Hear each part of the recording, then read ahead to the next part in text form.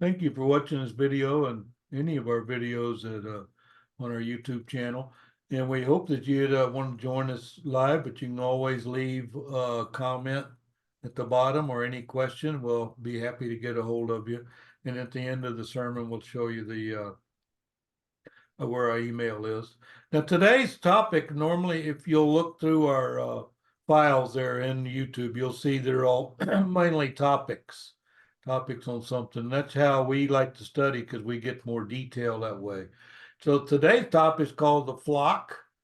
And if you're thinking flock is like a flock of geese or flock of sheep or goats, you would be correct. So there's lots of analogies in the Bible that either refer to nature, refer to animals, refer to something like that. Today's no exception. We're going to look at the flock. Now, to whom or what what does the Bible refer to as the flock?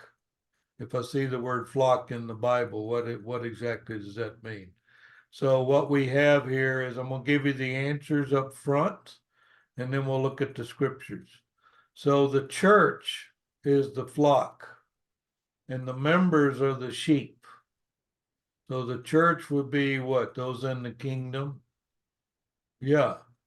And how do you get in the kingdom? Calling on the name of the Lord. So you'll see a link at the bottom too about how to call on the name of the Lord, get into the kingdom. And it's very, very simple. The flock is going to be a group of people. So that's why you don't see that plural. You don't see flocks plural. So members of the sheep, and then who is the shepherd? The high priest is the shepherd. Okay, so that would be who? Well, Jesus, when he was alive on planet, and then once he took title of Lord, sat down next to our Father in heaven, then he has now the assignment of being the shepherd of the sheep. Okay, so now the flock live in the kingdom. The flock live in the kingdom of God on earth. Hold on just a second. Okay, and so what we have now is the high priest, the shepherd, the flock live in the kingdom of God on earth. So us that are the sheep, those of us that are the sheep are actually living on earth, but we're all in the kingdom. And how do you know you're in the kingdom? Because we have a shepherd. So those that are not in the kingdom do not have a shepherd because they're not one of the sheep. Okay. Now, here's another little side note. Satan is referred to as the wolf, whose desirous appetite is sheep. So not only are we sheep, the wolf knows where the sheep live, what the sheep are doing, and he would see then who he seeketh whom he may devour. So he's going to see which sheep it is that he can destroy. If nothing else, get them out of the pasture. This kingdom that they're in, that's where the sheep are living. If he can get them out of there, that would be one of his goals. Now, notice here too, I've got a note that says the flock is a plurality. Oops, sorry, let me mess with my mouse here. The word flock is a plurality, but not plural in the New Testament. So even though the flock means multiple people in this case, because they're members, but in the New Testament, the flock is just one word. It says the flock this or the flock that. Okay, let's look at Luke 12:32, Jesus teaching. And I'll say, if you've seen any of our videos, that we usually put in red letter where Jesus is speaking, and this is no exception. So, fear not, little flock, for it is your Father's good pleasure to give you the kingdom. So that's how you got this live in the kingdom up here. It's because our Father has what? Given us the kingdom.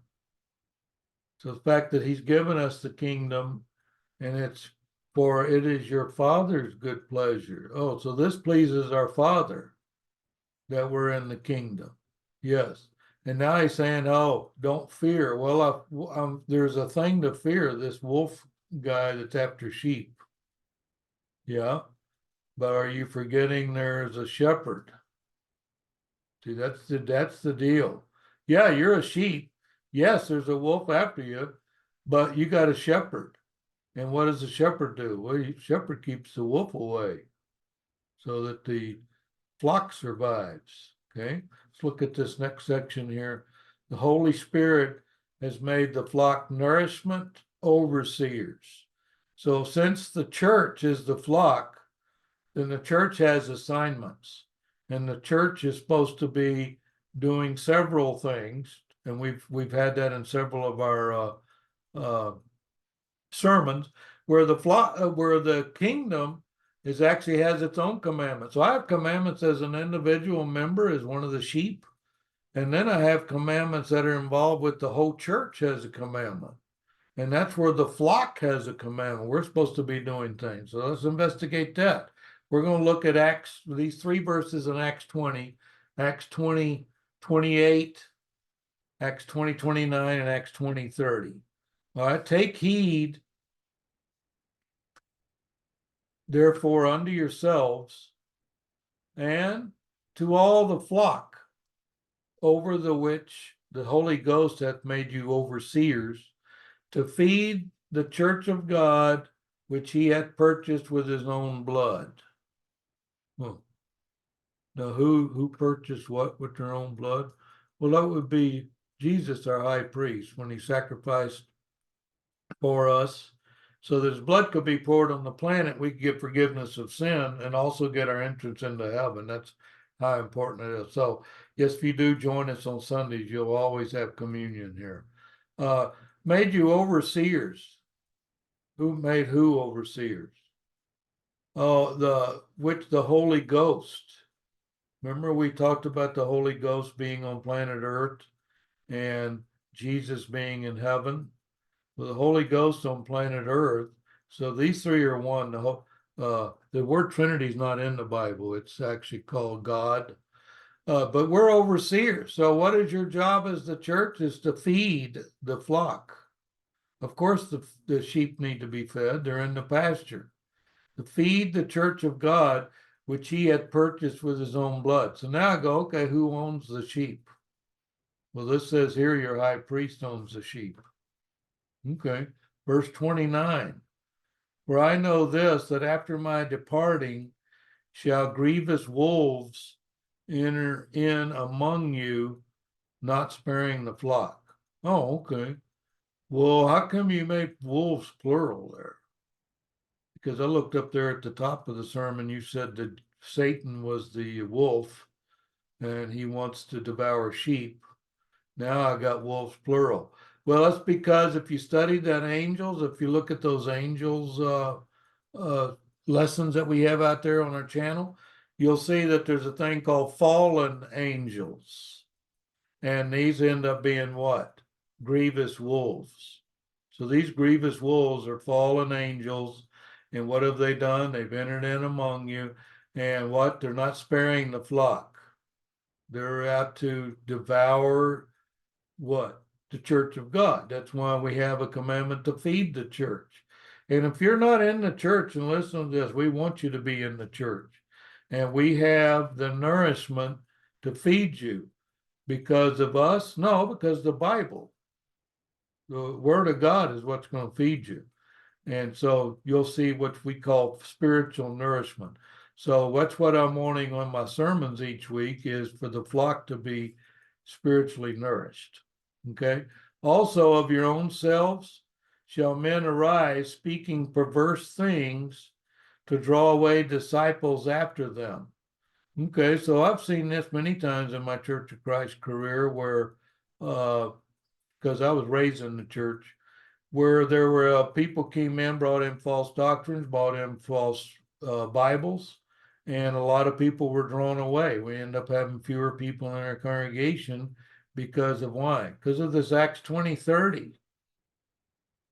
Men will arise and speak perverse things. How do I know they're perverse? Because you studied Bible, that's how. And when you study the Bible, you know what's real, what's not real. Someone comes in teaching you this strange thing, you go, well, that's perverse. Yes, but it has a purpose to draw away disciples. So this is all a big warning to the church. You need to feed the church, keep them healthy, keep the wolf away, keep them under the wings of the high priest. Okay, he's our shepherd. All right, now the other verses we're going to look at is from 1 Peter 5. We're going to look at 1 Peter 5, verses 1 through 4. And this still has to do with our topic today, which is the sheep. And the first 3 verses is one sentence.